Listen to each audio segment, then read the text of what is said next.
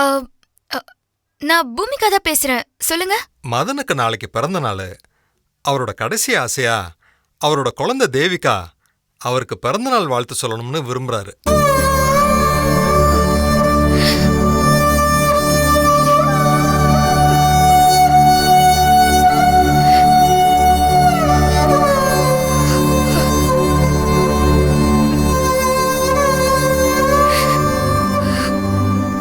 அவரோட கடைசி ஆசையை நிறைவேற்றுறது எங்களோட கடமை. அதனால குழந்தைய அவருக்கு பிறந்தநாள் வாழ்த்து சொல்ல சொல்றீங்களா?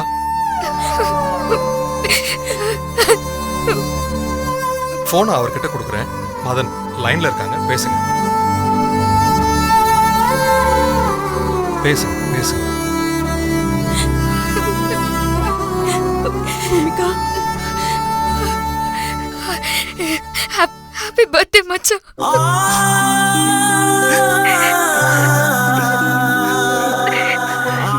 தேங்க்யூ பூமிகா.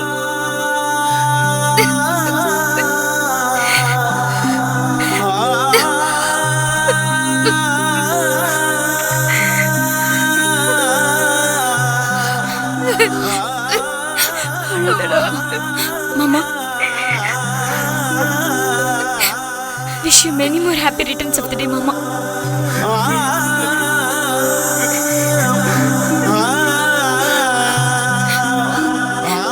நீங்க இன்னும் 100 பிறந்த நாள நல்லா கொண்டாடுவீங்க. எங்களுக்கு நம்பிக்கை இருக்கு மாமா. Thank you Jyothika, thank you.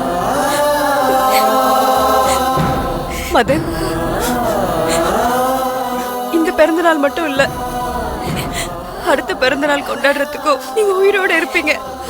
நீங்க ஒண்ணும் கவலைப்படாதீங்க. கண்டிப்பா நம்ம எல்லாரும் சேர்ந்து ஒன்னா கொண்டாடுவோம்.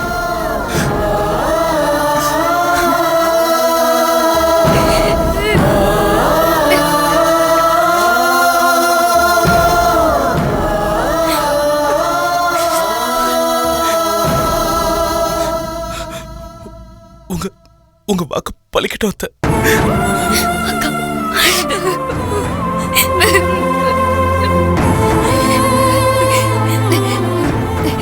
செல்லோ, டாடிக்கு ஹாப்பி பர்த்டே சொல்றியாடா?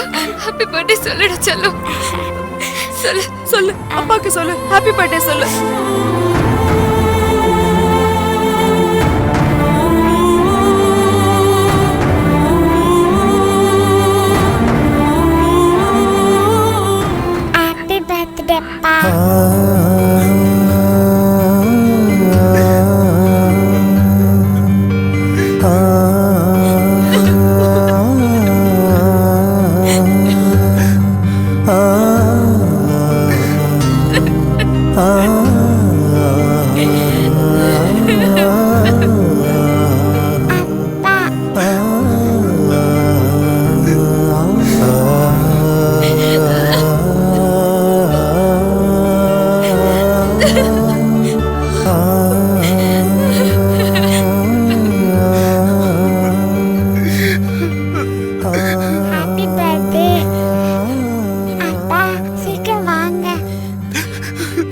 தேவிகா, தேவிகா, என் செல்லம் குட்டிமா.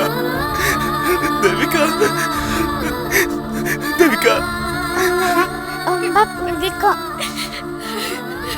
லவ்ஜுக்கா.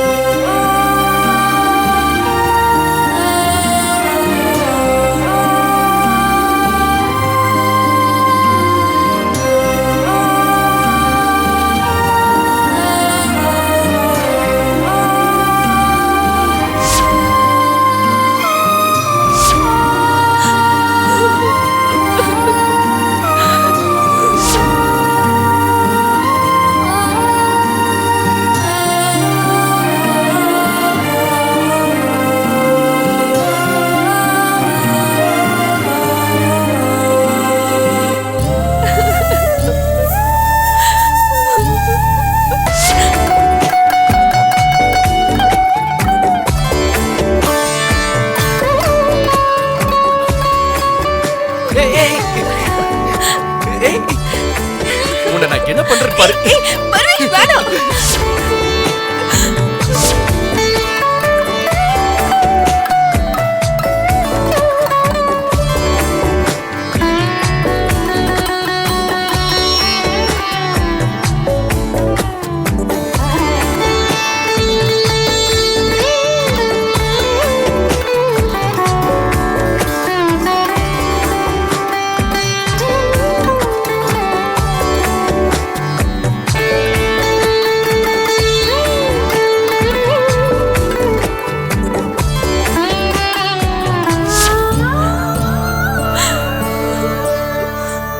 பிரியமான அன்னையாவுக்கு உன் அன்பு தங்கை ராதிகா எழுதும் கடைசி கடிதம். என்னால் பர்வேஷை மறக்க முடியவில்லை. சர்வேஷ் பர்வேஷ் இருவரும் ஒரே ஆள் என்று தெரிந்ததும் நான் மிகுந்த அதிர்ச்சி அடைந்தேன். அதிலும் பர்வேஷ் என் பிரியமான தோழி ஜோதிகாவின் கணவர் என்று தெரிந்ததும் தாங்க முடியாத மனவேதனைக்கு ஆளானேன். என் தோழிக்கு என் பர்வேஷ் கணவராக ஆகிவிட்டதால் பர்வேஷ் நான் விட்டு கொடுக்க முடிவு செய்தேன். அவரை விட்டு விலகி இருக்கவே நான் நினைத்தேன். அவரை என்னால மறக்க முடியவில்லை. பர்வேஷுக்கு நாளை நான் நிஜமாகவே மணப்பெண்ணாக இருக்க வேண்டியவள். ஆனால் மணப்பெண்ணாக நடிக்க வேண்டிய சூழ்நிலை.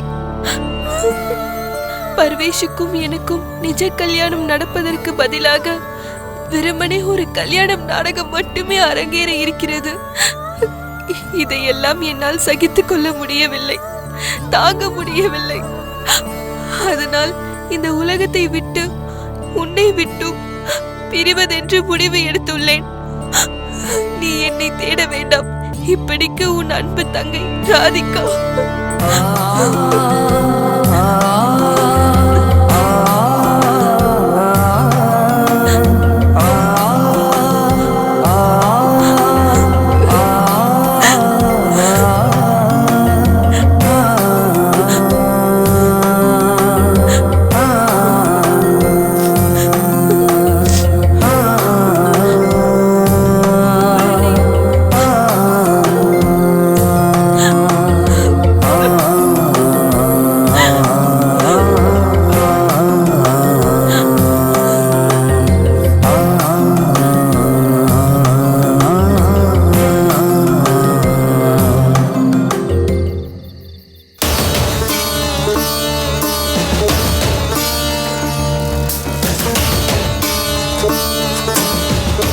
ராதிகா,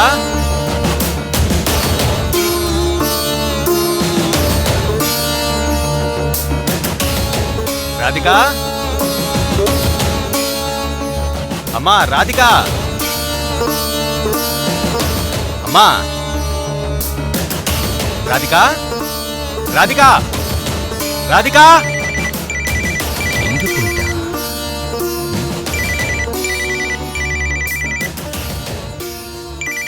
அம்மா ராதிகா, போன் வந்துச்சம்மா. எங்க போயிடுச்சு?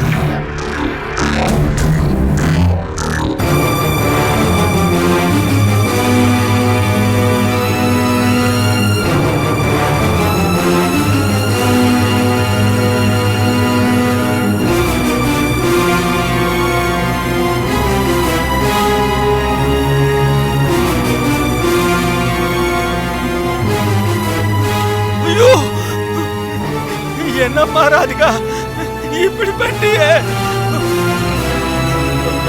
இல்ல இல்ல, நான் உன்னை சாக விட மாட்டேன். ராதிகா, அம்மா ராதிகா, ராதிகா, ராதிகா, ராதிகா, கொண்டு வாடா.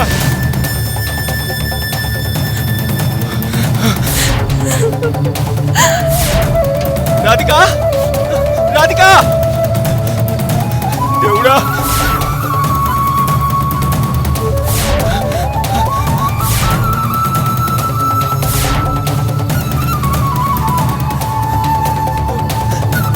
ராதிகா போயிட்டாரு. கடவுளே காப்பாத்து.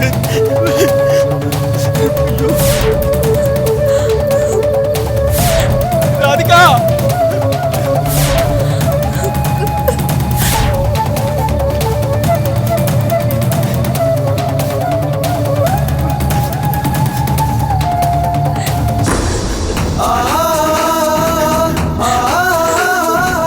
அம்மா ராதிகா ராதிகா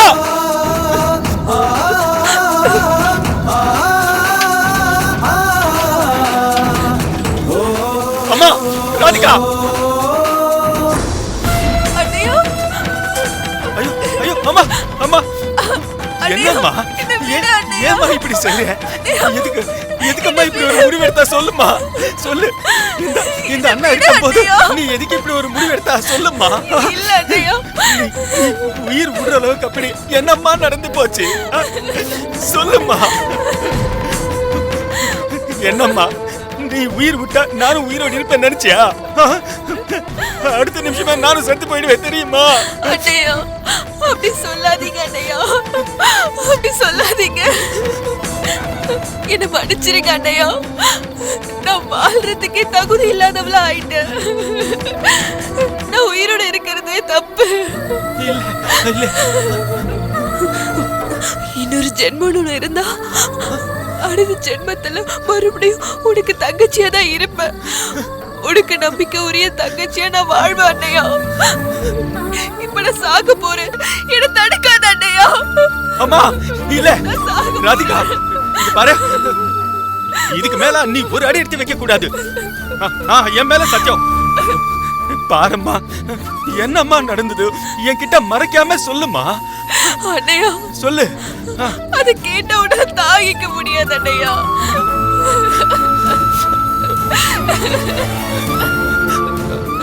மா சொன்னா கேளு இத பாரு அழுகாத என்ன நடந்துச்சுன்னு சொல்லு எதுவும் தாங்குற மனசு எனக்கு இருக்கு எதுவா இருந்தாலும் பரவாயில்ல அண்ணா எதுவுமே தாங்கிக்குவான் சொல்லுமா எதுவா இருந்தாலும் சொல்லுமா ஐயோ, அம்மா ராதிகா என்னம்மா நீ மறந்துட்டியா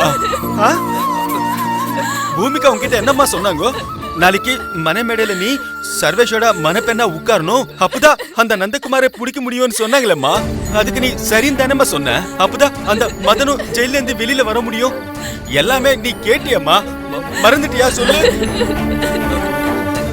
நீ எல்லாத்துக்கும் சரின்னு தானேம்மா சொன்ன இத பாரு நீ அந்த சர்வேஷை காதலிச்சது கெட்ட கனவா நினைச்சு மறந்துட்டு இந்த நாடகத்துக்கு சம்மதம் சொன்னியம்மா இப்போ கடைசி நேரத்துல எல்லாம் மறந்துட்டு இப்படி எல்லாம் பண்றது சரியா சொல்லு அந்த நாடகத்துக்கு என்னால ஒத்துக்க முடியாது அண்ணையா. ஏம்மா ஏன்னா பர்வேஷ் கிட்ட என்ன பறி கொடுத்துட்ட அண்ணையா.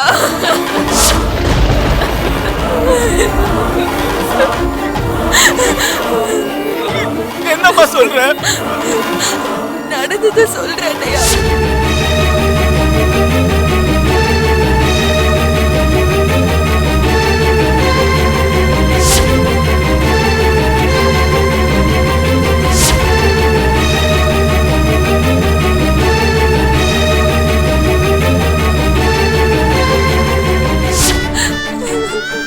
அப்பதான் என்ன வழுக்கட்டாயமா எடுத்துக்கிட்டார் அண்ணையா.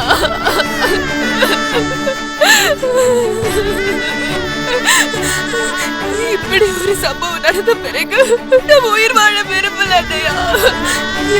என் ஃப்ரெண்டு ஜோதிகாவுக்கு நான் துரோகம் பண்ணிட்டேன் அண்ணையா.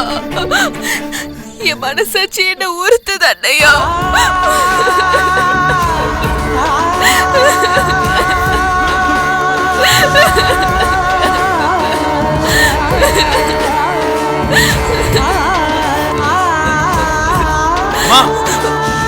இத பாரு நீ அழுவாத தப்பு பண்ணது அந்த சர்வேஷ் தான்மா இதுல உன் தப்பு என்ன இருக்குன்னு சொல்லு எதுவுமே இல்ல நீ வா நம்ம வீட்டுக்கு போலாம் இல்ல அண்ணையா நான் வர மாட்டேன். இது பாரு நாளைக்கு உனக்கும் சர்வேஷுக்கு தான் கல்யாணம்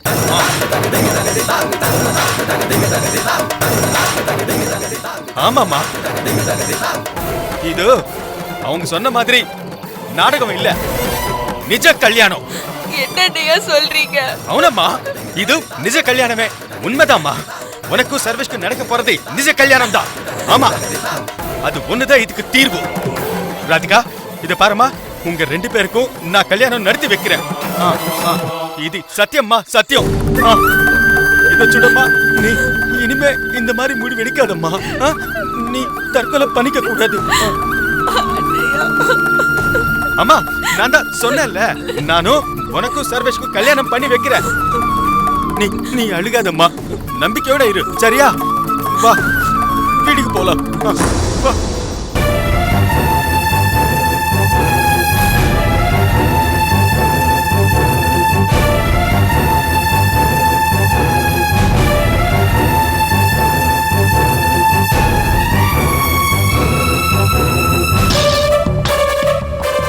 நந்தகுமார் என்னை கடத்திக்கிட்டு வந்து மெமரி லாஸ் பண்ணி என் பேரை பர்வேஷன் மாத்தி ஜோதிகாவோட உயிர் தோழியான ராதிகாவுக்கே என்ன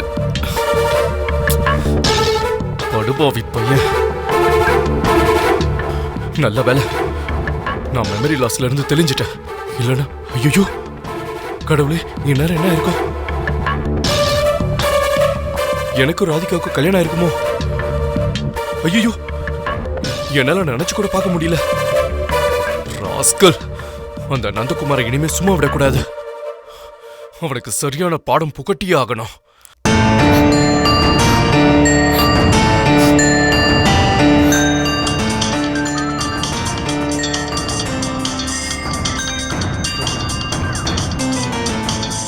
என்ன ஜோதிகா இந்த நேரத்தில் கால் பண்றா? சரி, என்னன்னு நாம கேட்போம். ஹலோ ஜோதிகா, என்னாச்சு? இந்த நேரத்துல போன் பண்ணி ஏன் இப்படி அழுதுட்டு இருக்க? சொல்லு ஜோதிகா. சர்வேஷ், எனக்கு ரொம்ப பயமா இருக்கு. பயமா? என்ன பயம்? எதுக்கு பயம்? நாளைக்கு உங்களுக்கும் ராதிகாக்கும் நடக்க போற கல்யாணம் நிஜமாவே நடந்துருமோன்னு எனக்கு ரொம்ப பயமா இருக்கு. என்ன ஜோதிகா பேசுற? எப்படி நடக்கும்? நடக்க போறது ஒரு டிராமான்னு உனக்கு தெரியாதா? உனக்கு தான் எல்லாம் தெரியுமேமா. அதெல்லாம் இல்ல.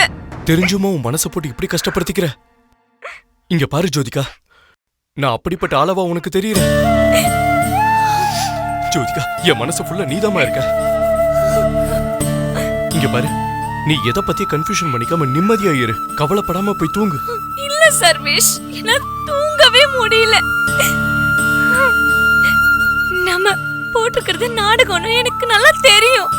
இருந்தாலும் கல்யாணம் உங்களுக்கும் ராதிகாக்கும் நிஜமாவே நடந்துருமோன்னு என் உள் மனசு சொல்லுது. ஏய், என்னம்மா நீ? அளவுக்கு அதிகமா என் மேல நீ அன்பும் காதலும் வச்சிருக்க. அதனாலதான் நீ இப்படி எல்லாம் பேசுற. ஏய், அதை விட நான் உன் மேல அன்பும் பாசமும் அதிகமா வச்சிருக்க. தயவு செஞ்சு புரிஞ்சுக்கோ, ரிலாக்ஸ். நீங்க என்னதான் சமாதானப்படுத்துறதுக்கு சொன்னாலும் என் மனசு சமாதானம் அடைய மாட்டேங்குது சர்வேஷ். எனக்கு தெரியும் ஜோதிகா. பூமிகா ஆண்டி அன்னைக்கு என்ன சொன்னாங்க? நான் மெமரி லாஸ்ல பர்வேஷா இருந்தப்போ ராதிகா கூட ரொம்ப க்ளோஸா பழகி இருக்க. எங்க நாங்க நெருங்கி பழகி இருப்போமோன்னு நீ அவங்க கிட்ட சொல்லி வருத்தப்பட்டேன்னு அவங்க சொன்னாங்க. நான் மெமரி லாஸ்ல இருந்தப்போ எல்லாத்தையும் மறந்து இருந்தாலும் என்னுடைய ஆள் மனசுல நீதான் இருந்த. உன்னை தவிர வேற எந்த பொண்ணையும் நான் நினைச்சு கூட பார்த்திருக்க மாட்டேன் ஜோதிகா. என்ன நம்பு. இல்ல சர்வேஷ், நீங்க என்னதான் என்ன சமாதானப்படுத்துறதுக்காக இப்படி ஆறுதலா பேசினாலும் என்னால இதெல்லாம் நம்ப முடியல சர்வேஷ். நான் எப்படி சொல்றது? என் மனசுல என்னமோ தோணுது. நான் உங்களை இழந்துருவேணும்னு எனக்கு பயமா இருக்கு சர்வேஷ். ஜோதிகா, நாளைக்கு அந்த கல்யாண மேடையில நடிக்க போறதே நந்தகுமார பிடிச்சு போலீஸ்ல ஒப்படைச்சு பூமிகா அண்ணியோட ஹஸ்பண்ட தூக்குல இருந்து காப்பாத்துறதுக்கு தான். ஜோதிகா, வேண்டான்னு ஒரு வார்த்தை சொல்லு, நான் இப்பவே கிளம்பி வந்துடுறேன். இல்ல சர்வேஷ், அக்கா வாழ்க்கை வீணா போயிடும். பின்ன ஏன் நீ இவ்வளவு கவலைப்பட்டு என்ன கஷ்டப்படுத்துறது இல்லாம நீயும் கஷ்டப்படுற? இங்க பாரு, பேசாம போய் படுத்து தூங்கு. எல்லாம் நல்லபடியா நடக்கும். நான் உங்க மேல எந்த அளவுக்கு அன்பு வச்சிருக்கேனோ அந்த அளவுக்கு நீங்க என்னை விட்டு விலகி போயிடுவீங்களோன்னு எனக்கு ரொம்ப பயமா இருக்கு. ஆனா ஒண்ணு சர்வேஷ், நீங்க இல்லனா எனக்கு வாழ்க்கையே கிடையாது. நீங்க இல்லாம என்னால தனிச்சு வாழவும் முடியாது. நான் தான் அந்த மாதிரில எதுவும் நடக்காதுன்னு சொல்றேன்ல, ஏன் மனசை போட்டு குழப்பிக்கிற? இங்க பாருங்க, அப்படி ஏதாவது ஒரு வகையில நீங்க ராதிகா கழுத்துல மட்டும் தாலி கட்டுற நிலைமை ஏற்பட்டுச்சுன்னா உங்க கண்ணு முன்னாடி எரிஞ்சு சாம்பல் ஆயிடுவேன். ஹலோ,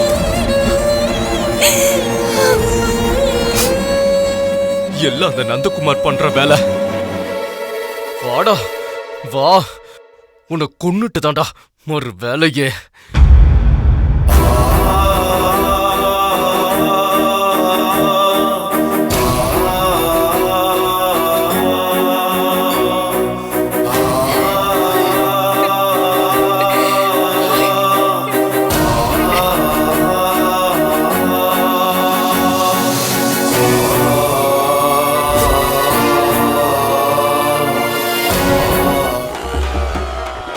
சில்லற பிரச்சனையோடு இருந்த இந்தியாவில் சில்லறையே பிரச்சனையாக மாறினது இந்த 2 மாசத்துல தான். ஏடிஎம்ல பணம் வந்தா என்னமோ எக்ஸாம் ரிசல்ட் வந்த மாதிரி ஃபீல் பண்ணது இப்பதான். ஆனா ஏடிஎம்ல காசு இருக்கானே தெரியாம நிறைய பேர் கியூல நின்னது கடந்த 2 மாசத்துல தான். குழந்தைங்களுக்கு எதிரான வன்முறை செயல்கள் அதிகமானது இந்த 2 மாசத்துல தான். சேஞ்ச் இல்லைன்னு எல்லா உண்டியிலும் உடைக்கப்பட்டிருக்கு. அதுக்கு காரணம் நாங்கெல்லாம் மிடில் கிளாஸ். எவ்வளோ வச்சாலும்